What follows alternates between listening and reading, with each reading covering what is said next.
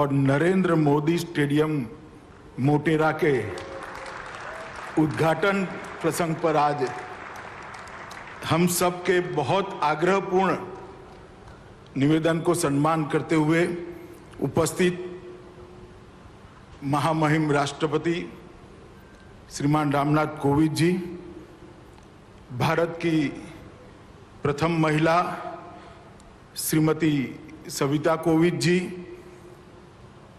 गुजरात राज्य के आदरणीय राज्यपाल महोदय आचार्य देवव्रत जी, भारत सरकार के खेलकूद मंत्री मेरे साथी श्रीमान किरण रिजिजू जी,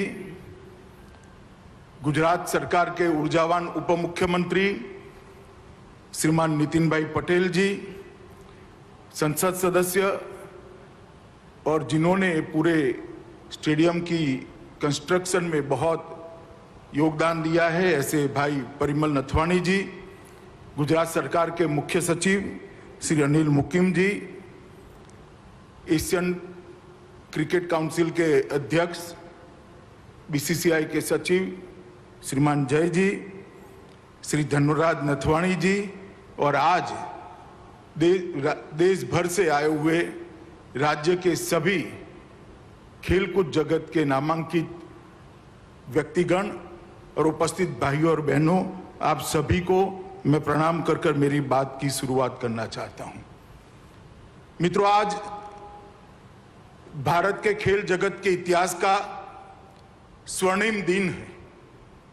आज के दिन भारत के राष्ट्रपति महोदय के कर कमलों से भारत के लौह पुरुष, भारत रत्न और गुजरात के सुपुत्र सरदार वल्लभ भाई पटेल के नाम के साथ जोड़कर एक बड़े स्पोर्ट एन्क्लेव का भूमि पूजन करने की शुरुआत आज राष्ट्रपति महोदय के हाथ से हुई। इस स्पोर्ट्स कॉम्प्लेक्स जो बनेगा, जिसका ये विशाल स्टेडियम भी एक हिस्सा होगा, इस स्पोर्ट्स कॉम्प्लेक्स में विश्व स्तरीय सभी खेलों की व्यवस्था यहां पर होगी और देश और दुनिया के सभी खेलों के सभी खिलाड़ियों को ट्रेनिंग की भी व्यवस्था पर यहां पर होगी, उनके कोचिज को रहने की भी व्यवस्था होगी और एक साथ 3000 बच्चे यहां पर अलग अलग खेलों का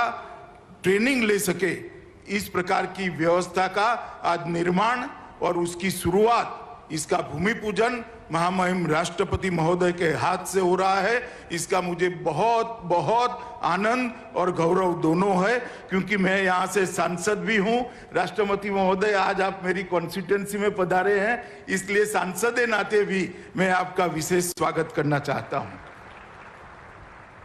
मित्रों, कोविंद जी जिस दिन भारत के राष्ट्रपति बने, इस दिन भारत के करोड़ों सामान्य जनों के मन में एक श्रद्धा जागृत हो गई कि हमारा लोकतंत्र नीचे तक परकोलेट हो चुका है। एक सामान्य घर से जन्मा हुआ, संघर्ष करा हुआ व्यक्ति, एक देहात के अंदर पला बड़ा व्यक्ति अपनी शिक्षा के दम पर, अपने कर्तृत्व के दम पर, अपनी निष्ठा के दम पर और अपनी मेहनत के दम पर भारत के सर्वोच्च स्थान पर विराजमान हो सकता है। यही हमारे लोकतंत्र का गौरव।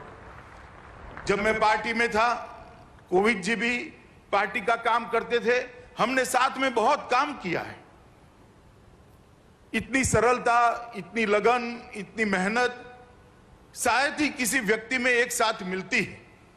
और अपने आप को आगे न करते हुए चुपचाप अपने दिया हुआ काम करना और गौरव के साथ करना और काम को भी गौरव देना, ये किसी दक्ष व्यक्ति में ही इतने सारे गुण समाहित होते हैं। राष्ट्रपति बनने के बाद राष्ट्रपति भवन को उन्होंने आम जन के लिए खुला कर दिया और राष्ट्रपति भवन के अंदर कई ऐसी एक्टिविटियां की, कई ऐसी गतिविधियां की, जिसके माध्यम से राष्ट्रपति भवन लोगों को आज अपना लगने लगा है। और मैं मानता हूं इससे हमारे लोकतंत्र का गौरव बढ़ा है। और राष्ट्रपति महोदय, आज आप यहां पर उपस्थित हुए हैं, इसलिए मैं फिर से एक बार बड़े मन से, दिल की गहराइयों से आपको धन्यवाद कर मेरी बात की शुरुआत करना चाहता हूं। मित्रों, ये टोटल स्पोर्ट्स कॉम्प्लेक्स जो बनेगा सरदार पटेल स्पोर्ट्स संकुल, वो 233 एकड़ भूमि में बनेगा। ये देश का सबसे बड़ा स्पोर्ट्स कॉम्प्लेक्स बनेगा। इसके साथ नारायणपुरा में एक 18 एकड़ का एक नया स्पोर्ट्स कॉम्प्लेक्स बनेगा। तो ये sports enclave, Sardar Patel sports enclave, Narendra Modi stadium और नारायणपुरा में बनने वाला स्पोर्ट्स कॉम्प्लेक्स, ये तीनों मिलाकर किसी भी अंतर्राष्ट्रीय स्पर्धा में खेलने वाले सभी खेलों को अंतर्राष्ट्रीय स्तर पर खेलने की पूरी व्यवस्था एक ही शहर में एक ही जगह पे हो जाएगी। ये मुझे लगता है अहमदाबाद के लिए गौरव की बात है। मैं आज बताना चाहता हूं अहमदाबाद और देश के लोगों को कि तीनों चीजें मिलाकर सरदार पटेल स्पोर्ट्स एन्क्लेव, जिसका हिस्सा नरेंद्र मोदी स्टेडियम और नारायणपुरा में बनने वाला एक स्पोर्ट्स कॉम्प्लेक्स, ये तीनों चीजों को अगर मिलाते हैं तो 233 एकड़ भूमि पर कोई भी अंतर्राष्ट्रीय खेल स्पर्धा करनी है, चाहे कॉमनवेल्थ गेम करने हो, चाहे एशियाड करना हो, चाहे ओलंपिक करना हो, अहमदाबाद 6 महीने के अंदर तैयार होकर खड़ा हो जाए। इस प्रकार का स्पोर्ट्स इंफ्रास्ट्रक्चर आज यहां पर बनने की शुरुआत हुई है। और इस स्पोर्ट्स इंफ्रास्ट्रक्चर के बनने के साथ ही अहमदाबाद भारत में स्पोर्ट्स सिटी के नाम से जाना जाएगा, जो हमारे प्रधानमंत्री नरेंद्र मोदी जी गुजरात के मुख्यमंत्री थे तब देखा हुआ उनका सपना था। मित्रों, आज मैं जब यहां पर इस कार्यक्रम में बोल रहा हूं तब मुझे मोदी जी का ये सभी जो सुविधाएं खड़ी हो रही है, इसके लिए उनकी जो दूरदर्शिता थी, उनका जो विजन था, उसका जिक्र अगर मैं नहीं करूंगा तो मेरी बात अधूरी रह जाएगी। मोदी जी जब गुजरात के मुख्यमंत्री बने, उन्होंने गुजरात के मंत्रिमंडल में कहा कि गुजरातियों को 2 चीजों में आगे बढ़ना चाहिए, सब चीज में हम आगे हैं, 2 चीजों को नहीं छोड़नी चाहिए, स्पोर्ट्स और दूसरा सेना में भर्ती। हमारे लोगों के, हमारे खिलाड़ियों के नाम हर तालिका के अंदर सिल्वर, गोल्ड लेते हुए नजर आए, वो दिन भारत के लिए बहुत नजदीक है। आने वाले 8-10 साल में ही ये सुविधाओं से खड़े हुए खिलाड़ी दुनिया के अंदर अपना जज्बा दिखाते हुए भारत माता को सम्मान दिलाने का काम करेगा। मित्रों, मैं आज यहाँ से देश भर के युवाओं को अपील करने भी आया हूँ कि मोदी जी जब से प्रधानमंत्री बने तब से उन्होंने देश का सम्मान दुनिया में बढ़ाया है और अब उन्होंने आत्मनिर्भर भारत का नारा दिया है। आत्मनिर्भर भारत का नारा का मतलब सिर्फ अर्थतंत्र के अंदर आत्मनिर्भरता नहीं है, हर क्षेत्र के अंदर आत्मनिर्भरता होनी चाहिए और खेलों के अंदर भी आत्मनिर्भरता होनी चाहिए और खेलों पर भी, खेलों की दुनिया में भी भारत का नाम दुनिया में सर्वोच्च जगह पर रखने का लक्ष्य लेकर हमारे युवाओं ने परिश्रम करना चाहिए। जहां तक इंफ्रास्ट्रक्चर का सवाल है, जहां तक कोचिंग का सवाल है, जहां तक एक वायुमंडल बनाने का सवाल है, मैं आपको मोदी जी की ओर से गारंटी देता हूं, नरेंद्र मोदी सरकार 1 इंच भी आपकी मेहनत से पीछे नहीं हटेगी। चाहे इंफ्रास्ट्रक्चर देने की बात हो, चाहे वायुमंडल देने की बात हो, चाहे प्लेटफॉर्म देने की बात हो, मगर हमारा युवा आए, खेलों को अपनाएं, खेलों को अपनी कैरियर बनाएं और आगे बढ़े और दुनिया में, खेलों की दुनिया में भारत का नाम रोशन करे। और आज ये जो सुविधाएं यहाँ हो रही है, मुझे बहुत आनंद है कि ये एक शुरुआत है, अंत नहीं है और हम सबका सौभाग्य है कि शुरुआत करने के लिए हमारे महामहिम राष्ट्रपति स्वयं पधारे हैं। उनके प्रेरणा से, उनके करकमलों से आज जो यहाँ पर काम शुरू हो रहा है, ये निश्चित ही दुनिया में भारत को यश दिलाएगा, दुनिया में भारत को विजय दिलाएगा और मोदी जी का जो आत्मनिर्भर भारत का सपना खेलों के क्षेत्र में भी हम पूरा करेंगे। मित्रों, फिर से एक बार अहमदाबाद के सभी लोगों को और देश भर के खिलाड़ियों और खेल प्रेमियों को सरदार पटेल स्पोर्ट्स एन्क्लेव और नरेंद्र मोदी स्टेडियम जो विश्व का सबसे बड़ा स्टेडियम है, इसके लिए मैं हृदय पूर्वक की सबको शुभकामनाएं भी देता हूं और खिलाड़ियों को बहुत बहुत बधाई देता हूं। और जो 650 स्कूलों के बच्चे यहां खेलने आने वाले हैं, उनके माँ बाप, उनके अभिभावकों को भी मैं अपील करना चाहता हूं कि बच्चे को मैदान में खेलने दीजिएगा, मिट्टी के अंदर छोड़िएगा, तभी जाकर वो सफल नागरिक बन पाएंगे। हार को पचाने की आदत पड़ेगी, जीतने का जज्बा आएगा, जीत की आदत पड़ेगी, तो जो काम करेगा उसमें वो आपका नाम रोशन करेगा। सभी अभिभावक खेलों के लिए अपने बच्चे को ये स्पोर्ट्स कॉम्प्लेक्स और नरेंद्र मोदी स्टेडियम के भेजने का संकल्प करें। यही अभ्यर्थना के साथ मैं फिर से एक बार महामहिम को मेरी ओर से धन्यवाद करते हुए मेरी बात को समाप्त करता हूं। भारत माता की जय। ਅੰਮ੍ਰਿਤਸਰ ਦੇ ਸਾਰੇ ਜ਼ਿਲ੍ਹਾ ਨਿਵਾਸੀਆਂ ਨੂੰ ਮੇਰੇ ਵੱਲੋਂ ਸਤਿ ਸ੍ਰੀ ਅਕਾਲ। ਮੈਂ ਵਧੀਕ ਡਿਪਟੀ ਕਮਿਸ਼ਨਰ ਜ਼ਿਲ੍ਹਾ ਪ੍ਰਸ਼ਾਸਨ ਵੱਲੋਂ ਕੋਵਿਡ ਬਾਰੇ ਜਿਹੜੇ ਜ਼ਿਲ੍ਹੇ ਦੇ ਹਾਲਾਤ ਬਣਦੇ ਪਏ ਆ ਉਹ ਸੂਚਨਾ ਦੇਣ ਲਈ ਤੁਹਾਡੇ ਸਾਹਮਣੇ ਹਾਜ਼ਰ ਹੋਇਆ ਹਾਂ। ਦੋਸਤੋ, ਤੁਹਾਨੂੰ ਸਾਰਿਆਂ ਨੂੰ ਪਤਾ ਹੈ, ਤੁਸੀਂ ਅਖਬਾਰਾਂ ਦੇ ਰਾਹੀਂ ਜਾਂ ਮੀਡੀਆ ਰਾਹੀਂ ਪੜ੍ਹ ਰਹੇ ਹੋਣੇ ਆ, ਦੇਖਦੇ ਹੋਣੇ ਆ ਕਿ ਸਾਡੇ ਦੇਸ਼ ਦੇ ਵਿੱਚ ਕੋਵਿਡ ਦੇ ਜਿਹੜੇ ਨੰਬਰ ਹੈਗੇ, ਜਿਹੜੇ ਪੋਜ਼ਿਟਿਵ ਕੇਸਿਸ ਆ ਰਹੇ ਸੀਗੇ, ਉਹ ਨੰਬਰ ਕਾਫੀ ਵੱਧ ਗਏ ਨੇ ਪਿਛਲੇ ਦਿਨਾਂ ਦੇ ਵਿੱਚ। ਜਿਹਦੇ ਆਪਾਂ ਜ਼ਿਲ੍ਹੇ ਦੀ ਗੱਲ ਕਰੀਏ, ਜਿਹੜੇ ਸਾਡੇ ਪਿਛਲੇ ਹਫਤੇ ਨੰਬਰ ਹਰ ਦਿਨ ਰੋਜ਼ਾਨਾ 10 ਤੋਂ 15 ਜਾਂ 20 ਕੇਸ ਆ ਰਹੇ ਸੀਗੇ, ਉਹ ਪਿਛਲੇ 4-5 ਦਿਨਾਂ ਦੇ ਵਿੱਚ 40 ਤੋਂ 50 ਕੇਸ ਆਣੇ ਸ਼ੁਰੂ ਹੋ ਗਏ ਨੇ। ਅੱਜ ਵੀ ਜਿਹੜੀ ਰਿਪੋਰਟ ਮੇਰੇ ਕੋਲ ਆਈ ਹੈ, 47 ਪੋਜ਼ਿਟਿਵ ਕੇਸ ਜਿਹੜੇ ਸਾਡੇ ਜ਼ਿਲ੍ਹੇ ਦੇ ਵਿੱਚ ਆਏ ਨੇ, 2 ਮੌਤਾਂ ਕੋਵਿਡ ਨਾਲ ਹੋਈਆਂ। ਇਹ ਸਾਡੇ ਲਈ ਬੜੇ ਸੋਚਣ ਵਾਲੀ ਘੜੀ ਹੈ ਕਿ ਪਿਛਲੇ 3-4 ਮਹੀਨਿਆਂ 'ਚ ਜਿਹੜੇ ਸਾਡੇ ਕੇਸ ਹੌਲੀ-ਹੌਲੀ ਘਟ ਰਹੇ ਸੀਗੇ, ਜਿਹੜੇ ਕੇਸ ਸਾਡੇ 10 ਤੋਂ 15 ਆ ਰਹੇ ਸੀ, ਇੱਕੋ ਦਮ 3 ਗੁਣੀ ਰਫ਼ਤਾਰ ਨਾਲ ਵਧੇ ਹੈ। ਤੁਹਾਨੂੰ ਪਿਛਲਾ ਸਾਲ ਚੰਗੀ ਤਰ੍ਹਾਂ ਯਾਦ ਹੋਣਾ ਹੈ, ਜਦੋਂ ਵੀ ਸਰਕਾਰ ਵੱਲੋਂ ਕੋਈ ਹਦਾਇਤਾਂ ਆਉਂਦੀਆਂ ਸੀ, ਤੁਸੀਂ ਉਹਦੀ ਚੰਗੀ ਤਰ੍ਹਾਂ ਪਾਲਣਾ ਕੀਤੀ। ਸ਼ਾਇਦ ਇਹੀ ਕਾਰਨ ਸੀਗਾ ਕਿ ਜਿਹੜੇ ਆਪਣੇ ਕੇਸ ਜਿਹੜੇ 100 ਦੀ ਗਿਣਤੀ 'ਚ ਆ ਰਹੇ ਸੀ ਕਿਸੇ ਟਾਈਮ ਦੇ ਵਿੱਚ, ਉਹ 10-15 ਦੀ ਗਿਣਤੀ 'ਚ ਰਹਿ ਗਏ ਸੀਗੇ। ਪਰ ਆਪਾਂ ਨੂੰ ਫਿਰ ਸੰਭਲਣ ਦਾ ਇੱਕ ਮੌਕਾ ਲੈਣਾ ਚਾਹੀਦਾ ਹੈਗਾ ਕਿ ਹੁਣ ਸਾਡੇ ਕੇਸ ਫਿਰ ਵੱਧਦੇ ਪਏ ਨੇ।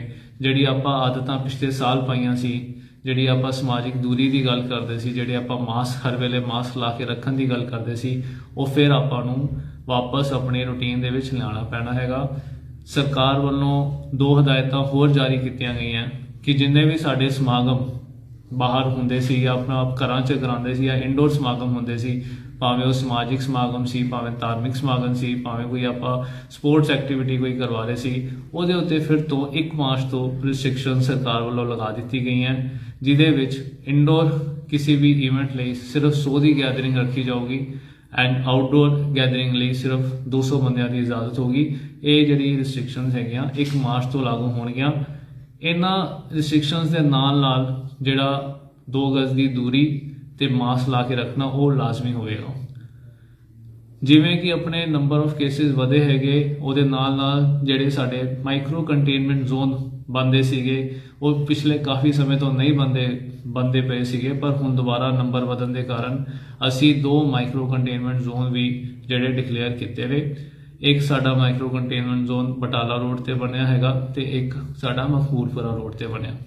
ਉਹਦੇ ਵਿੱਚ ਉਹੀ ਜਿਹੜੀ ਸਾਡੀ ਹਦਾਇਤਾਂ ਸੀਗੀਆਂ ਕਿ ਸਿਰਫ ਜ਼ਰੂਰੀ ਸਮਾਨ ਲਈ ਜਿਹੜੀ ਸਾਡੀ ਦੁਕਾਨਾਂ ਹੈ ਉਹ ਖੁੱਲ੍ਹਣਗੀਆਂ ਪ੍ਰਸ਼ਾਸਨ ਦੀ ਇਜਾਜ਼ਤ ਨਾਲ। ਬਾਕੀ ਸਾਰੀ ਜਿਹੜੀ ਮੂਵਮੈਂਟ ਹੈ ਉਸ 'ਤੇ ਰਿਸਟ੍ਰਿਕਸ਼ਨ ਹੋਊਗੀ ਇਹਨਾਂ ਮਾਈਕਰੋ ਕੰਟੇਨਮੈਂਟ ਜ਼ੋਨਸ ਦੇ ਵਿੱਚ। ਸੋ ਦੋਸਤੋ, ਮੇਰੀ ਤੁਹਾਡੇ ਵੱਲੋਂ ਤੁਹਾਡੇ ਲਈ ਬੇਨਤੀ ਹੈ ਪ੍ਰਸ਼ਾਸਨ ਵੱਲੋਂ ਕਿ ਜਿਹੜੀ ਆਪਣੀ ਇਹਨਾਂ ਹਦਾਇਤਾਂ ਕੋਵਿਡ ਦੀ ਮਾਸਕ ਪਾ ਕੇ ਰੱਖਣਾ, ਬੇਫਾਲਤੂ ਇਕੱਠੇ ਗਰੁੱਪਸ ਦੇ ਵਿੱਚ ਨਾ ਘੁੰਮਣਾ, ਜ਼ਿਆਦਾ ਵੱਡੀ ਗੈਦਰਿੰਗਸ 'ਚ ਸ਼ਾਮਲ ਨਾ ਹੋਣਾ, ਉਸ ਦੀ ਤੁਸੀਂ ਜ਼ਰੂਰ ਪਾਲਣਾ ਕਰੋ ਤਾਂ ਕਿ ਜਿਵੇਂ ਆਪਾਂ ਪਿਛਲੇ ਸਾਲ ਕੋਵਿਡ ਨੂੰ ਮਾਤ ਦਿੱਤੀ ਸੀ, ਉਸੇ ਤਰ੍ਹਾਂ ਇਸ ਸਾਲ ਵੀ ਆਪਾਂ ਕੋਵਿਡ ਨੂੰ ਮਾਤ ਦਈਏ ਤੇ ਮਿਸ਼ਨ ਫਤਿਹ ਨੂੰ ਸਫਲ ਬਣਾਈਏ।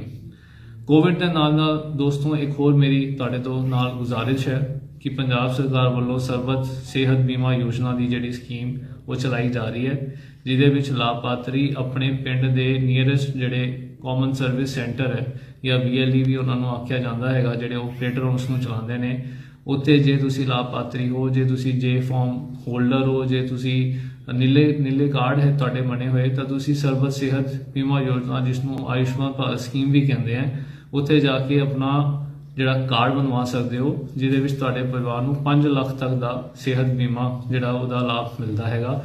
ਧੰਨ ਧੰਨ ਸ਼੍ਰੀ ਗੁਰੂ ਹਰਰਾਏ ਸਾਹਿਬ ਜੀ ਦਾ 391ਵਾਂ ਪ੍ਰਕਾਸ਼ ਪੁਰਬ ਹਰ ਸਾਲ ਦੀ ਤਰ੍ਹਾਂ ਤਖ਼ਤ ਸ੍ਰੀ ਕੇਸਗੜ੍ਹ ਸਾਹਿਬ ਦੀ ਛਤਰਛਾਇਆ ਹੇਠ ਸ਼੍ਰੋਮਣੀ ਗੁਰਦੁਆਰਾ ਪ੍ਰਬੰਧਕ ਕਮੇਟੀ ਵੱਲੋਂ ਸੰਗਤਾਂ ਦੇ ਸਹਿਯੋਗ ਨਾਲ ਸ਼ਰਧਾ ਭਾਵਨਾ ਨਾਲ ਮਨਾਇਆ ਜਾ ਰਿਹਾ ਹੈ। ਇਸੇ ਸੰਬੰਧ ਵਿੱਚ ਕੱਲ੍ਹ 23 ਤਰੀਕ ਨੂੰ ਸ਼੍ਰੀ ਅਖੰਡ ਪਾਠ ਆਰੰਭ ਹਨ, ਜਿਨ੍ਹਾਂ ਦੀ ਸੰਪੂਰਨਤਾ 25 ਤਰੀਕ ਨੂੰ ਤਕਰੀਬਨ 9 ਵਜੇ ਕਰੀਬ ਉਪਰੰਤ ਦੀਵਾਨ ਸਜਣਗੇ, ਜਿਸ ਵਿੱਚ ਕੁਝ ਕੋਟੀ ਰਾਗੀ ਢਾਡੀ ਕਥਾਵਾਚਕ ਸੰਗਤਾਂ ਨਾਲ ਗੁਰਮਤਿ ਵਿਚਾਰਾਂ ਦੀ ਸਾਂਝ ਪਾਉਣਗੇ।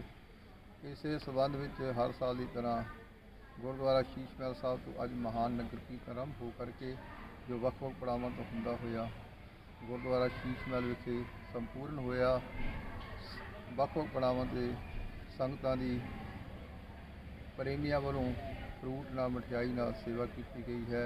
ਸੋ ਸੰਗਤਾਂ ਦੀ ਸੇਵਾ 'ਚ ਪੁਰਜੋਰ ਬੇਨਤੀ ਹੈ, ਪ੍ਰਕਾਸ਼ ਪੁਰਬ ਦੇ ਸੰਬੰਧ ਵਿੱਚ ਹਾਜ਼ਰੀਆਂ ਭਰ ਕੇ ਲਾਹਾ ਪ੍ਰਾਪਤ ਕਰੀਏ। ਧੰਨ ਧੰਨ ਸ੍ਰੀ ਗੁਰੂ ਹਰਿਰਾਏ ਸਾਹਿਬ ਸੀਸਾਂ ਦੇ ਪਾਤਰ ਬਣੀਏ। ਕਿ ਵੀ ਤੁਸੀਂ ਜਾਣਦੇ ਹੋਵੋਗੇ ਰਣਜੀਤ ਸਿੰਘ ਤਲਵੰਡੀ ਔਰ ਐਕਸ ਐਮਐਲਏ ਐਕਸ ਚੇਅਰਮੈਨ ਹਲਕਾ ਰਾਏਕੋਟ ਤੋਂ ਅੱਜ ਅਸੀਂ ਇਸ ਕਰਕੇ ਇਕੱਤਰ ਹੋਏ ਹਾਂ ਕਿ ਅੱਜ 6 ਮਹੀਨੇ ਹੋ ਚੁੱਕੇ ਨੇ ਕਿਸਾਨਾਂ ਨੂੰ ਬਾਰਡਰ ਤੇ ਬੈਠਿਆਂ ਨੂੰ। ਗਰਮੀ ਸਰਦੀ ਬਰਸਾਤ ਉਹਨੇ ਸਾਰੀ ਹੰਢਾ ਲਈ ਔਰ ਭੁੱਖੇ ਪਾਣੀ ਉੱਥੇ ਬੈਠੇ ਨੇ। ਔਰ ਸਾਡੇ ਮੋਦੀ ਸਾਹਿਬ ਕਹਿ ਰਹੇ ਨੇ ਕਿ ਇਹਨਾਂ ਦੀਆਂ ਮੰਗਾਂ ਕੀ ਨੇ, ਮੈਨੂੰ ਪਤਾ ਨਹੀਂ ਲੱਗਿਆ। ਇਹਨਾਂ ਕੋਲ ਮੇਰਾ ਫੋਨ ਆ, ਫੋਨ ਕਰ ਲੈਣ, ਨਾ ਕੋਈ ਫੋਨ ਦਿੱਤਾ ਤੇ ਨਾ 11 ਮੀਟਿੰਗਾਂ ਹੋਣ ਦੇ ਬਾਵਜੂਦ ਮੋਦੀ ਨੂੰ ਇਹ ਪਤਾ ਨਹੀਂ ਲੱਗਿਆ ਕਿ ਕਿਸਾਨ ਹੁਣ ਤੱਕ ਮੰਗਦੇ ਕੀ ਹੈ। ਉਹ ਤਾਂ ਗੱਲ ਹਜੇ ਵਿਚਕਾਰ ਲਮਕ ਰਹੀ ਹੈ, ਲੇਕਿਨ ਇਸ ਦੇ ਉਲਟ ਕੀ ਕੀਤਾ ਕਿ ਅਸਮਾਨ ਛੂਹਦੀਆਂ ਕੀਮਤਾਂ ਪੈਟਰੋਲ ਤੇ ਡੀਜ਼ਲ ਦੀਆਂ ਇਹ ਲਾਗੂ ਕਰਤੀਆਂ। ਇਹਨਾਂ ਦਾ ਇਕੱਲਾ ਕਿਸਾਨ ਇਫੈਕਟ ਨਹੀਂ ਹੋਣਾ, ਸਮੁੱਚੇ ਹਿੰਦੁਸਤਾਨ ਦੀ ਟਰਾਂਸਪੋਰਟ ਔਰ ਕਿਸਾਨ ਔਰ ਜਿਹੜੇ ਟਰੱਕਾਂ ਵਾਲੇ ਨੇ, ਟੈਂਪੂ ਵਾਲੇ ਨੇ, ਆਟੋ ਰਿਕਸ਼ਾ ਵਾਲੇ ਨੇ, ਕੋਈ ਵੀ ਜੋ ਸਮਾਲ ਸਕੇਲ ਇੰਡਸਟਰੀ ਆ, ਇਹਦੇ ਨਾਲ ਉਹ ਸਾਰੇ ਬਰਬਾਦ ਹੋ ਜਾਣਗੇ। ਆਜ਼ਾਦੀ ਤੋਂ ਬਾਅਦ ਮੋਦੀ ਦੀ ਪਹਿਲੀ ਸਰਕਾਰ ਆ ਜਿਨ੍ਹਾਂ ਨੇ ਕਿਸਾਨਾਂ ਨੂੰ ਜਾਣਬੁੱਝ ਕੇ ਤੜਫਾਇਆ। ਉਹਨਾਂ ਦੀਆਂ ਜਾਇਜ਼ ਮੰਗਾਂ ਠੁਕਰਾ ਕੇ ਉਹਨਾਂ ਨੂੰ ਉਲਟਾ ਉਹਨਾਂ ਨੂੰ ਕਹਿ ਰਹੀ ਆ ਇਹ ਖਾਲਿਸਤਾਨੀ ਨੇ, ਇਹ ਪਾਕਿਸਤਾਨੀ ਨੇ, ਅੱਤਵਾਦੀ ਨੇ, ਵੱਖਬੰਦੀ ਹੋਏ। ਇਹ ਤਾਂ ਮੈਂ ਸਮਝਦਾ ਮੈਨੂੰ ਧੰਨਵਾਦ ਕਰਨਾ ਚਾਹੀਦਾ ਕਿ ਹਰਿਆਣਾ ਦਾ ਉਹਨੇ ਛੋਟੇ ਭਰਾ ਦੀ ਜ਼ਿੰਮੇਵਾਰੀ ਸੰਭਾਲੀ, ਟਕੈਤ ਜੀ ਨੇ ਵੱਡੇ ਭਰਾ ਦੀ ਜ਼ਿੰਮੇਵਾਰੀ ਸੰਭਾਲੀ, ਰਾਜਸਥਾਨ ਦਾ, ਬਿਹਾਰ ਦਾ ਔਰ ਯੂਪੀ ਐਮਪੀ, ਤਾਮਿਲਨਾਡੂ ਦਾ, ਕੇਰਲਾ ਦਾ, ਜਿਨ੍ਹਾਂ ਨੇ ਇਸ ਪੰਜਾਬ ਦੇ ਜੋ ਕਿਸਾਨਾਂ ਨੇ ਸੰਘਰਸ਼ ਸ਼ੁਰੂ ਕੀਤਾ ਵਿੱਚ ਸ਼ਾਮਲ ਹੋ ਕੇ ਸਮੁੱਚੇ ਸੰਸਾਰ ਨੂੰ ਇਹ ਦਿਖਾ ਦਿੱਤਾ ਕਿ ਇਕੱਲੇ ਪੰਜਾਬੀਆਂ ਦੀਆਂ ਮੰਗਾਂ ਨਹੀਂ, ਇਕੱਲੇ ਸਰਦਾਰਾਂ ਦਾ ਸੰਘਰਸ਼ ਨਹੀਂ, ਇਹਦੇ ਵਿੱਚ 80 ਕਰੋੜ ਕਿਸਾਨ ਜੋ ਹਿੰਦੁਸਤਾਨ ਦੇ ਨੇ ਇਹ ਉਹਨਾਂ ਦੀਆਂ ਮੰਗਾਂ ਨੇ। ਅੱਜ ਮੁੱਖ ਮੰਗ ਕੀ ਹੈਗੀ? ਮੁੱਖ ਮੰਗ ਅੱਜ ਦੀ ਇਹ ਹੈ ਕਿ ਪੈਟਰੋਲ ਤੇ ਡੀਜ਼ਲ ਦੀਆਂ ਕੀਮਤਾਂ ਇੰਨੀਆਂ ਉੱਚੀਆਂ ਕਰ ਦਿੱਤੀਆਂ ਨੇ ਕਿ ਉਹਦੇ ਨਾਲ ਕੋਈ ਵੀ ਕਿਸੇ ਵੀ ਕਿੱਤੇ ਦਾ ਆਦਮੀ ਉਹ ਬਚ ਨਹੀਂ ਸਕੂਗਾ, ਬਰਬਾਦ ਹੋ ਜਾਊਗਾ। ਇਸ ਕਰਕੇ ਇਹਨਾਂ ਨੂੰ ਤੁਰੰਤ ਵਾਪਸ ਲਿਆ ਜਾਵੇ। ਕੈਪਟਨ ਸਾਹਿਬ ਨੂੰ ਵੀ ਅਸੀਂ ਇਹ ਗੱਲ ਕਹਿਣੀ ਚਾਹੁੰਦੇ ਹਾਂ ਕਿ ਉਹਨਾਂ ਨੇ ਜਿਹੜੇ ਟੈਕਸ ਲਾਏ ਨੇ, ਜੇਕਰ ਉਹ ਨਹੀਂ ਮੰਨਦੇ ਤੁਸੀਂ ਵੀ 50% ਦੀ ਕਟੌਤੀ ਕਰੋ। ਅੱਜ ਦਾ ਇਹ ਧਰਨਾ ਸਾਡੇ ਸ਼੍ਰੋਮਣੀ ਅਕਾਲੀ ਦਲ ਦੇ ਪ੍ਰਧਾਨ ਡੈਮੋਕ੍ਰੇਟ ਦੇ ਸਰਦਾਰ ਸੁਖਦੇਵ ਸਿੰਘ ਢੀਂਡਸਾ ਦੀ ਅਗਵਾਈ ਚਲਾਇਆ ਗਿਆ, ਉਹਨਾਂ ਦਾ ਹੁਕਮ ਅਨੁਸਾਰ ਲਾਇਆ ਗਿਆ। ਜਿੱਥੇ ਮੈਂ ਮੀਡੀਆ ਦਾ ਧੰਨਵਾਦ ਕਰਦਾ, ਉੱਥੇ ਮੈਂ ਸੰਗਤ ਦਾ ਧੰਨਵਾਦ ਕਰਦਾ ਕਿ 12 ਘੰਟੇ ਦੇ ਵਿੱਚ ਐਡਾ ਵੱਡਾ ਇਕੱਠ ਹੋਇਆ। ਧੰਨਵਾਦ। ਡਰੱਗਸ ਦੇ ਖਿਲਾਫ ਜੋ ਪੰਜਾਬ ਪੁਲਿਸ ਵੱਲੋਂ ਮੁਹਿੰਮ ਛੇੜੀ ਗਈ ਹੈ, ਉਹਦੇ ਤਹਿਤ ਅਸੀਂ ਕਰੀਬ 120 ਕਰੋੜ ਰੁਪਏ ਦੀ ਪ੍ਰਾਪਰਟੀ ਕਈ ਡਰੱਗ ਸਮਗਲਰਸ ਵਗੈਰਾ ਦੀ ਫ੍ਰੀਜ਼ ਕੀਤੀ ਹੈ ਤੇ ਇਸ ਤੋਂ ਇਲਾਵਾ ਅਸੀਂ 100 ਤੋਂ ਜ਼ਿਆਦਾ ਡਰੱਗ ਸਮਗਲਰਸ ਡਿਫਰੈਂਟ ਕੈਟਾਗਰੀਜ਼ ਦੇ ਆਈਡੈਂਟੀਫਾਈ ਕੀਤੇ ਹਨ, ਜਿਨ੍ਹਾਂ ਦੇ ਉੱਪਰ ਵਾਚ ਰੱਖਦੇ ਹੋਏ ਇੱਕ ਸਾਨੂੰ ਇਨਫੋਰਮੇਸ਼ਨ ਮਿਲੀ ਸੀਗੀ ਕਿ ਇੱਕ ਬਲਰਾਜ ਸਿੰਘ ਅਲਿਆਸ ਬਾਜ ਹੈ ਲੜਕਾ, ਜੋ ਕਿ ਜੁਗਰਾਜ ਸਿੰਘ ਹੈ। ਡਰੋਨ ਵਾਲਾ ਇੱਕ ਇਨਫੇਮਸ ਕੇਸ ਇੱਥੇ ਹੋਇਆ ਸੀਗਾ, ਉਹਦੇ ਵਿੱਚੋਂ ਇੱਕ ਭਗੌੜਾ ਹੈਗਾ ਅਕਿਊਜ਼, ਉਹਦਾ ਇਹ ਸਗਾ ਬ੍ਰਦਰ ਹੈ ਤੇ ਜੁਗਰਾਜ ਹੁਣੇ ਵੀ ਚੋਰੀ ਛਿਪੇ ਆਪਣੇ ਬ੍ਰਦਰ ਦੇ ਥਰੂ ਔਰ ਕੁਝ ਐਸੋਸੀਏਟ ਦੇ ਥਰੂ ਡਰੱਗ ਸਮਗਲਿੰਗ ਦਾ ਕੰਮ ਕਰਦਾ ਹੈਗਾ। तो वो चीज के ऊपर दी इन्फॉर्मेशन के आधार पे डीएसपी भिखीविंड ते साडे सब डिवीजन के SHOs ने एक नाका लाया सीगा रजोके, जिथे इन्होंने ਇਹ ਬਲਰਾਜ ਸਿੰਘ ਉਰਫ ਬਾਜ ਨੂੰ ਪ੍ਰੋਪਰ ਨਾਕਾਬੰਦੀ ਦੇ ਦੌਰਾਨ ਫੜਿਆ ਤੇ ਉਹਦੇ ਤੋਂ 258 ਗ੍ਰਾਮ ਹੈਰੋਇਨ ਰਿਕਵਰ ਹੋਈ ਸੀ, ਜਿਹਦੇ ਵਿੱਚ ਅਸੀਂ FIR ਨੰਬਰ 11 ਥਾਣਾ ਖਾਲੜਾ ਵਿੱਚ ਰਜਿਸਟਰ ਕੀਤੀ ਸੀ ਕੱਲ। ਉਹਦੀ ਫਰਦਰ ਇੰਟਰੋਗੇਸ਼ਨ ਦੇ ਵਿੱਚ ਉਹਨੇ ਦੱਸਿਆ ਕਿ ਇਹ ਜੋ 250 ਗ੍ਰਾਮ ਉਹਦੇ ਕੋਲ 258 ਗ੍ਰਾਮ ਰਿਕਵਰ ਹੋਈ ਹੈ, ਉਹ ਇੱਕ ਬੜਾ ਕੰਸਾਈਨਮੈਂਟ ਕ੍ਰੋਸ ਬਾਰਡਰ ਤੋਂ ਆਇਆ ਸੀਗਾ। ਕੱਲ ਥਾਣਾ ਕਤਵਾਲੀ ਦੀ ਪੁਲਿਸ ਨੂੰ ਇੱਕ ਇਨਫੋਰਮੇਸ਼ਨ ਮਿਲੀ ਸਾਨੂੰ ਵੀ 4 ਬੰਦੇ ਆ ਜਿਹੜੇ ਆਲਟੋ ਕਾਰ ਸਵਾਰ ਆ, ਸ਼ੇਰਪੁਰ ਚੌਂਕ ਤੋਂ ਆ ਰਹੇ ਨੇ, ਜੰਦਰਬਾਈ ਵੱਲ ਜਾਣਾ ਹੈ। ਉਹਨਾਂ ਕੋਲ ਭੁੱਖੀਜੋਰਾ ਪੋਸਟ ਤੋਂ ਸੰਸ਼ੀਲਾ ਸਮਾਨ ਕੁਝ ਹੋ ਸਕਦਾ। ASI ਗੁਰਮੀਤ ਸਿੰਘ ਦੀ ਟੀਮ ਨੇ ਜਾ ਕੇ ਨਾਕਾ ਲਾਇਆ ਓਵਰ ਬ੍ਰਿਜ ਘੰਟਾ ਘਰ ਤੇ ਇਹਨੇ ਦੌਰਾਨੇ ਚੈਕਿੰਗ ਗੱਡੀ ਆ ਗਈ, ਰੋਕੀ ਆ ਗੱਡੀ, ਰੋਕ ਕੇ ਜੀਓ ਸਾਡੇ ACP ਨਾਰਥ ਦੀ ਹਾਜ਼ਰੀ 'ਚ ਸਤਨਾਮ ਸਿੰਘ ਨਾਲ ਪਾਰਟੀ ਨਾਲ ਲਾ ਕੇ ਉਹਨਾਂ ਨੂੰ ਰਾਉਂਡ ਅਪ ਕੀਤਾ। ਉਹਦੇ ਕੋਲੋਂ ਗੱਡੀ 'ਚੋਂ 2 ਬੋਰੇ ਭੁੱਖੀਜੋਰਾ ਪੋਸਟ ਬਰਾਮਦ ਹੋਏ ਆ, ਜਿਨ੍ਹਾਂ ਵਿੱਚ ਇੱਕ ਬੋਰੇ 'ਚ 25 ਕਿਲੋ ਸੀ ਤੇ 1 ਕਿਲੋ 26 ਕਿਲੋ ਸੀ। ਦੋਹਾਂ ਨੂੰ 4 ਬੰਦੇ ਕਾਬੂ ਕੀਤੇ। ਚਾਹਾਂ ਦੇ ਖਿਲਾਫ FIR ਦਰਜ ਐਂਟੀਸਪੇਟ ਦਾ ਕਰਤੀ ਗਈ ਆ। ਅੱਜ ਇਹਨਾਂ ਨੂੰ ਪੇਸ਼ ਹਾਲਤ ਕਰਾਂਗੇ ਤੇ ਰਿਮਾਂਡ ਤੋਂ ਬਾਅਦ ਪੁੱਛਗਿੱਛ ਕਰਨ ਤੋਂ ਬਾਅਦ ਜਿੱਦਾਂ ਦੀ ਸੂਰਤ ਹੋਈ ਕਾਰਵਾਈ ਕਰਾਂਗੇ। ਇਹ ਸਾਰੇ ਲੁਧਿਆਣੇ ਦੇ ਹੀ ਨੇ? ਇਹ 4 ਬੰਦੇ ਲੁਧਿਆਣੇ ਦੇ ਨੇ। ਇਹਨਾਂ ਦੇ ਦਾ ਇੱਕ ਕਾਰਵਾਈ ਜਿਹੜੀ ਹੋ ਜਾਏਗਾ, ਇਹ ਕਰ ਰਹੇ ਨੇ, ਪਹਿਲੀ ਵਾਰ ਕਰ ਰਹੇ ਸੀ ਕਿ ਹਫਤੇ ਨਹੀਂ ਇਹ ਪਹਿਲਾਂ ਵੀ ਇਹਨਾਂ ਦੇ ਖਿਲਾਫ FIR ਦਰਜ ਆ, ਜਿਹਦੇ ਉੱਤੇ ਅਲੱਗ-ਅਲੱਗ ਦਰਜ ਆ। ਇਹਨਾਂ ਵਿੱਚੋਂ ਇੱਕ ਤਾਂ ਹੈਗਾ ਆ ਜਿਹੜਾ ਮੇਨ ਦੋਸ਼ੀ ਆ ਜਸਪ੍ਰੀਤ ਸਿੰਘ, ਇਹਦੇ ਖਿਲਾਫ 3 FIR ਦਰਜ ਆ, ਜਿਹਦੇ ਚੋਂ ਇੱਕ ਤਾਂ ਧਰਮਕੋਟ ਦੀ ਆ, ਫਿਰੋਜ਼ਪੁਰ 'ਚ ਆ, ਉਹ 70 ਕਿਲੋ ਆ। ਇੱਕ MP 'ਚ ਆ, ਉਹ 30 ਕਿਲੋ ਦੀ ਆ। ਇੱਕ ਸ਼ਰਾਬ ਦਾ ਹੈਪੋਲ ਪਰਚਾ ਦਰਜ। ਇੱਕ ਇਹਨਾਂ ਦਾ ਇੱਕ ਦੋਸ਼ੀ ਹੋ ਰਿਹਾ ਜਿਹੜਾ ਹਰਪ੍ਰੀਤ ਜੱਗਾ ਆ, ਇਹਦੇ ਖਿਲਾਫ 3 ਕਿਲੋ ਭੁੱਖੀ ਜੋ ਦਾ ਫਿਰੋਜ਼ਪੁਰ ਦਾ ਤੇ ਇੱਕ ਇਹਦਾ ਲੜਾਈ ਝਗੜੇ ਦਾ ਪਰਚਾ ਦਰਜ ਆ ਫਿਰੋਜ਼ਪੁਰ 'ਚ। ਇੱਕ ਹਰਮੇਸ਼ ਚਰਨ ਆ, ਇਹਦਾ ਰਾਜਪੁਰੇ 'ਚ ਆਪਣੇ ਅਸਲਾ ਸੀ, ਇਹਦੇ ਕੋਲ 25,000 ਨੈਟ ਦਾ ਪਰਚਾ ਸੀ ਇਹਦੇ ਖਿਲਾਫ।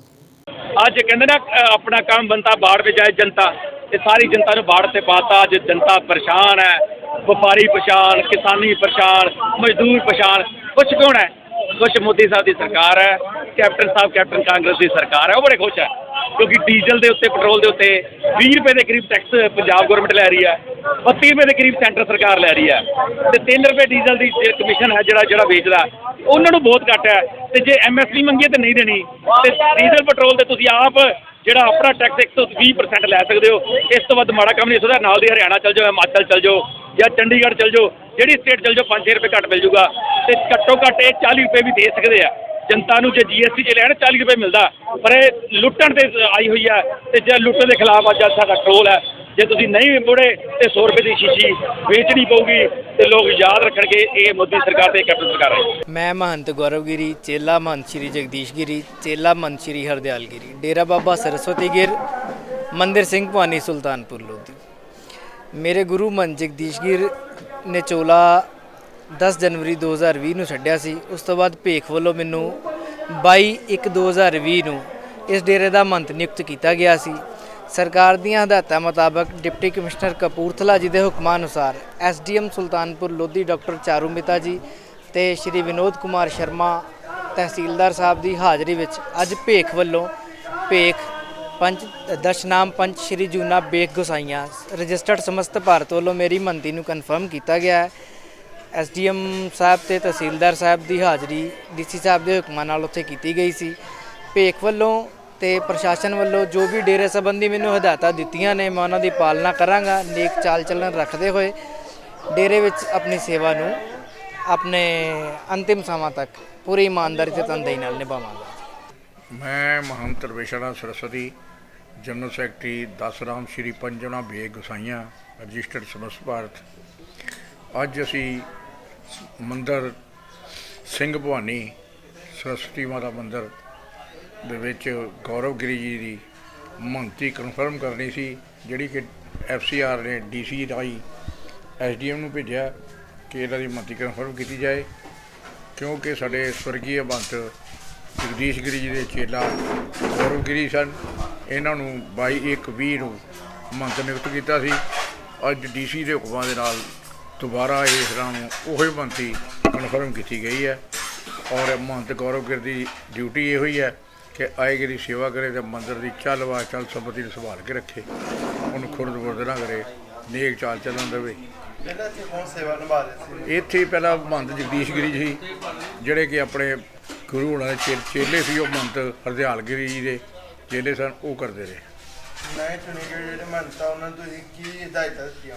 ਅਸੀਂ ਹਦਾਇਤਾਂ ਇਹੋ ਦਿੱਤੀਆਂ ਜੋ ਮੰਤਰੀ ਦੇ ਅਸੂਲ ਨੇ, ਜੋ ਮੰਦਰ ਦੀ ਦੇਖਭਾਲ ਕਰ ਰਹੀਆਂ ਉਹਨੂੰ ਤਰੀਕੇ ਨਾਲ ਕਰਨ ਤੇ ਮੰਤਰੀ ਦੇ ਅਸੂਲਾਂ ਨਾਲ ਸਮਾਜ ਦੇ ਨਾਲ ਚੱਲਣ। ਤੋਂ ਮੈਂ ਮੋਟਰਸਾਈਕਲ ਤੇ ਆ ਗਿਆ, ਹੁਣ ਮੋਟਰਸਾਈਕਲ ਚਲਾਉਂਗਾ। ਸ਼ਾਇਦ ਮੋਟਰਸਾਈਕਲ ਤੋਂ ਗਾਂ ਸਾਈਕਲ ਤੇ ਵੀ ਹੋ ਜਾਏ ਤੇ ਪੈਦਲ ਵੀ ਹੋ ਜਾਏ ਕੰਮ।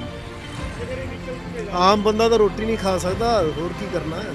ਮੋਦੀ ਸਰਕਾਰ ਦੇ ਜਾਂ ਪੰਜਾਬ ਸਰਕਾਰ ਦੇ ਜੀ ਟੈਕਸ ਬਹੁਤ ਲੱਗ ਰਿਹਾ ਜੀ। ਪਿੱਛੋਂ ਤੇਲ 34 ਰੁਪਏ ਲੀਟਰ ਮਿਲਦਾ ਜੀ, ਤਾਂ ਟੈਕਸ ਪੰਜਾਬ ਸਰਕਾਰ ਪਾਈ ਹੈ 27 ਰੁਪਏ 26-27 ਰੁਪਏ ਕੇਂਦਰ ਸਰਕਾਰ ਪਾਈ ਜਾਂਦੀ ਹੈ ਜੀ। ਇਹ ਤਾਂ ਲੋਕਾਂ ਨੂੰ ਆਪਦੇ ਕੰਟਰੋਲ ਹੀ ਕਰਨਾ ਚਾਹੀਦਾ, ਘੱਟ ਤੋਂ ਘੱਟ ਬਚਾਉਣਾ ਚਾਹੀਦਾ ਜੀ। ਸਰਕਾਰ ਤਾਂ ਆਪਦੇ ਕਿਸਾਨ ਅੰਦੋਲਨ ਵਿੱਚ ਉਲਝੀ ਪਈ ਹੈ ਜੀ। ਉਹ ਮਸਲਾ ਹੱਲ ਹੋਊਗਾ ਤਾਂ ਫਿਰ ਸਰਕਾਰ ਦੇ ਦਾ ਧਿਆਨ ਹੋਣਾ ਜੀ। ਜਵਾਬ ਵੀ ਚਾਹੁੰਦੇ ਹੈਗੇ ਆ ਬਾਕੀ ਸਟੇਟਾਂ ਦੇ ਵਿੱਚ। ਲੱਗਦਾ ਕਿ ਲੋਕਾਂ ਵਾਸਤੇ ਇੱਕ ਮਹਿੰਗਾਈ ਜਿਹੜੀ ਆ ਜ਼ਿਆਦਾ, ਲੋਕਾਂ ਨੇ ਕਿ ਮਹਿੰਗਾਈ ਵੱਧ ਰਹੀ ਹੈ ਕਿ ਸਰਕਾਰ ਨੂੰ ਘੱਟ ਕਰਨਾ ਚਾਹੀਦਾ। ਕਰਨਾ ਤਾਂ ਘੱਟ ਚਾਹੀਦਾ ਜੀ, ਪਰ ਸਰਕਾਰਾਂ ਨਹੀਂ ਕਰਦੀਆਂ ਜੀ। ਸਰਕਾਰਾਂ ਨੂੰ ਆਮਦਨੀ ਇਸੇ ਕੰਮ ਤੇ ਸਰਕਾਰ ਕਰਦੀ ਹੈ ਜੀ। ਸ਼ਰਾਬ ਤੋਂ ਤੇ ਤੇਲ ਤੋਂ ਚੱਲਦੀ ਸਰਕਾਰ ਜੀ। ਹੋਰ ਕੋਈ ਸਰਕਾਰ ਦੇ ਕੋਲ ਬੋਝ ਤਾਂ ਬਹੁਤ ਪਿਆ ਜੀ। ਜਿੱਥੇ ਅੱਗੇ ਤੇਲ 7000 ਲੀਟਰ ਦੇ ਨਿੱਤ ਵਿਕਦਾ ਸੀਗਾ, ਉੱਥੇ ਨੂੰ 5500-6000 ਲੀਟਰ ਵਿਕਦਾ ਜੀ। 1000 ਰੁਪਏ ਲੀਟਰ ਘੱਟ, 1000 ਲੀਟਰ ਇੱਕ ਦਿਨ ਦਾ ਸੀਲ ਘਟ ਗਿਆ ਜੀ। ਸਰ ਮੈਨੂੰ ਇਨਸਾਫ ਚਾਹੀਦਾ ਸੀ। ਕਿਉਂ ਕਾਹਦਾ ਇਨਸਾਫ? ਇਸ ਜੋ ਲੇਡੀਜ਼ ਗੁਰਦੀਪ ਕੌਰ ਨੇ ਮੇਰੇ ਨਾਲ ਕੀਤਾ 16-17 ਦੇ ਵਿੱਚ, ਦੁਬਾਰਾ 2020 ਦੇ ਵਿੱਚ ਫਿਰ ਦੁਬਾਰਾ ਰਿਪੋਰਟ ਗਈ ਮੇਰੇ ਤੇ।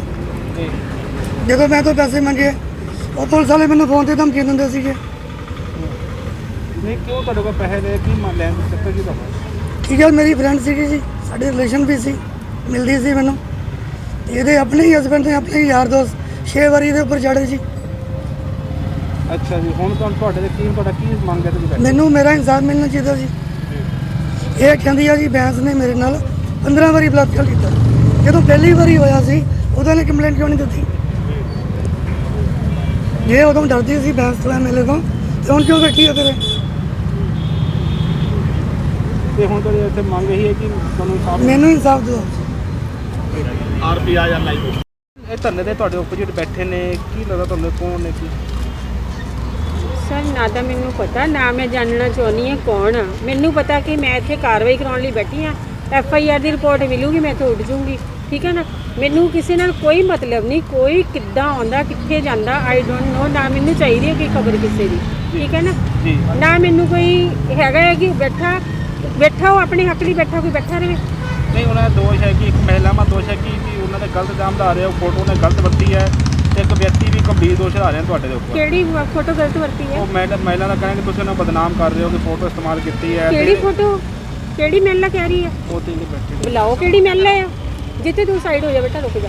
ਕਿਹੜੀ ਮਹਿਲਾ ਕਹਿ ਰਹੀ ਹੈ? ਮੈਂ ਤਾਂ ਕੋਈ ਫੋਟੋ ਨਹੀਂ ਲਈ ਕਿਸੇ ਦੀ। ਤੇ ਇੱਕ ਵਿਅਕਤੀ ਵੱਲੋਂ ਤੁਹਾਡੇ ਤੇ ਦੋਸ਼ ਲਾਏ ਜਾ ਰਹੇ ਨੇ। ਕਾਹਦੇ ਦੋਸ਼ ਲਾਏ ਜਾ ਰਹੇ ਆ?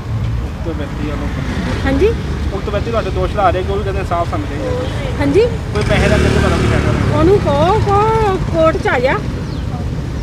ਠੀਕ ਹੈ ਨਾ? ਠੀਕ ਹੈ ਜੀ, ਧੰਨਵਾਦ। ਮੇਰਾ ਨਾਮ ਰਾਣੀ ਧਾਲੀਵਾਲ ਹੈ ਵੀਰ ਜੀ। ਕੀ ਕਹਿਣਾ ਚਾਹੋਗੇ? ਮੈਂ ਇਹੀ ਕਹਿਣਾ ਚਾਹੁੰਦੀ ਹਾਂ ਕਿ ਆਪਾਂ ਇਹ ਗੱਲ ਕਹਿ ਰਹੇ ਹਾਂ ਕਿ ਅੱਜ ਉਹ ਸਾਡੇ ਓਪੋਜਿਟ ਆ ਕੇ ਬੈਠੇ ਨੇ, ਤੇ ਉਹ ਅੱਜ ਹੀ ਕਿਉਂ ਆ ਕੇ ਬੈਠੇ ਨੇ ਜੀ? ਤਾਂ 3 ਮਹੀਨਿਆਂ ਤੋਂ ਇਹਨਾਂ ਦਾ ਤਾਂ ਮੈਟਰ ਚੱਲ ਰਿਹਾ। 3 ਮਹੀਨਿਆਂ ਤੋਂ ਇਹ ਧੱਕੇ ਖਾ ਰਹੇ ਨੇ, ਤੇ ਉਹ 3 ਮਹੀਨਿਆਂ ਬਾਅਦ ਹੀ ਉਹਨਾਂ ਨੂੰ ਇਹ ਅੱਜ ਕਿਉਂ ਯਾਦ ਆਇਆ ਕਿ ਉਹਨਾਂ ਨੂੰ ਕੋਈ ਮਹਿਲਾ ਵੀ ਹੈਗੀ ਆ ਜਿੰਦੇ ਨੇ ਕੋਈ ਹੈਗੀ ਹੈ, ਕੋਈ ਤੁਸੀਂ ਪਿਕਸ ਵਗੈਰਾ ਕਰ ਰਹੇ ਹੋ ਗਲਤ ਯੂਜ਼ ਕੀਤੀ ਹੈ, ਕੋਈ ਜੈਂਟਸ ਹੈ ਕਿ ਉਹ ਇੰਨੇ ਦਿਨਾਂ ਦੀ ਉਹ ਸ਼ਾਂਤ ਬੈਠੀ ਸੀ। ਉਹ ਮਹਿਲਾ ਸੀ ਜਿਹੜੀ, ਮੈਨੂੰ ਲੱਗਦਾ ਮਹਿਲਾ ਦਾ ਕੰਮ ਹੀ ਇਹ ਸੀ। ਹੁਣ ਉਹਨੇ ਆਪਣੇ ਆਪ ਨੂੰ ਯੂਜ਼ ਕਰਵਾਉਣਾ ਸੀ, ਹੁਣ ਉਹ ਆ ਗਈ ਹੈ।